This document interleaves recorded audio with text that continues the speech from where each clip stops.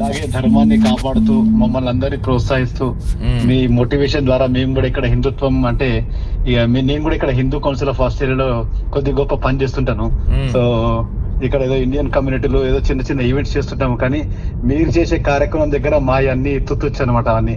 ఎందుకంటే మీరు చేసే కార్యక్రమం అంతా ధర్మాంది.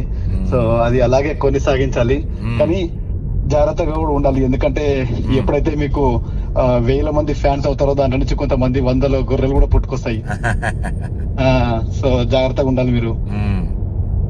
సో మీరు ఎప్పుడు మళ్ళీ ఈసారి అంత ప్లానింగ్ గా లేకుండే మీరు మెల్బర్న్ కి వచ్చి ఇక్కడికి వచ్చారు. సో టకటక జరిగిపోయింది అది.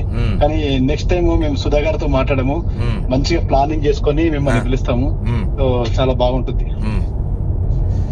నేను అది ఎట్లా అంటే మీరు చిన్న పిల్లల దగ్గర నుంచి ముసలోళ్ళ దాకా అందరినీ ఎంగేజ్ చేసుకుంటూ చిన్న పిల్లలకు కూడా అర్థమయ్యి వాళ్ళకు కూడా నచ్చేటట్టు చేశారు. అది ఒక హిందుత్వ గురించి మాట్లాడుతూ ఒక లాఫ్టర్ కామెడీ షో లాగా కూడా నడిచింది.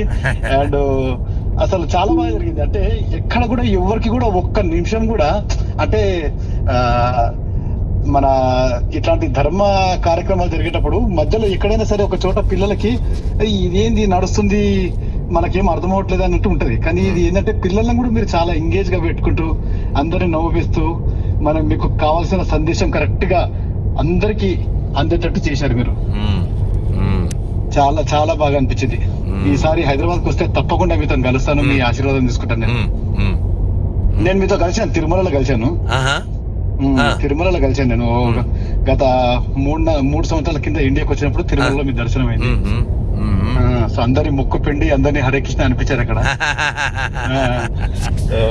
చాలా చాలా సంతోషం, చాలా సంతోషం, చాలా సంతోషం అండి. అసలు నేను చెప్తున్నాను కదా, నాకు ఆ వైబ్స్ ఇంకా ఉన్నాయి, ఆ పాజిటివ్ వైబ్స్ ఇంకా ఉన్నాయి నాకు. సో మా ఇద్దరు అమ్మాయిలు కూడా హరే కృష్ణ ఇస్కాన్ లో బాగా కలిసిపోయి డివోషన్స్ చేస్తుంటారు, సర్వీస్ చేస్తుంటారు. మేము కూడా ఇక్కడ అంటే మాకు తోచినంత మేము సర్వీస్ చేస్తున్నాము, కానీ ఇంకా చేయాలి, ఇంకా చేయాలి, ఇంకా చేయాలి. కరెక్ట్. మీరు నిన్న